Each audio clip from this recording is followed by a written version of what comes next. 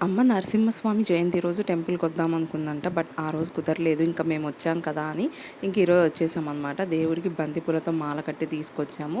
And వడపప్పు and పానకం అవి కూడా తీసుకొచ్చాము. కొబ్బరికాయతో పాటు ఇంకా అక్కడ పూజారి ఎవ్వరుండరు. మేమే చేశామనమాట పూజ.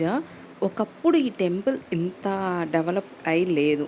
డ్రాస్టిక్ చేంజ్ అనమాట. మేమే ఎక్స్‌పెక్ట్ చేయలేదు. అలా ఎలా చేంజ్ అయిపోయింది అని చెప్పి.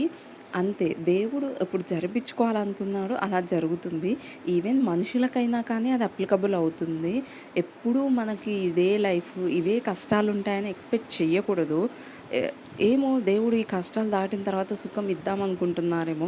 గరికపాటి గారిది ఒక ప్రవచనం ఉంటుంది. నువ్వు ఎర్రటి ఎండలో తిరిగొస్తే తప్ప నీకు ఆ ఫ్యాన్ గాలి హాయిగా అనిపియదు. లేదా ఒక చల్లని చెట్టు కింద కూర్చుంటే హాయిగా అనిపిచ్చదు.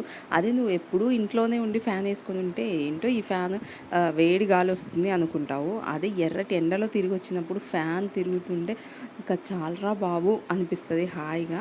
అలాగే కష్టాల తర్వాత దేవుడు నీకు సుఖాలు ఇవ్వాలనుకుంటున్నాడేమో. ఓపికతో ఉండండి. మీరైతే సబ్స్క్రైబ్ చెయ్యరు?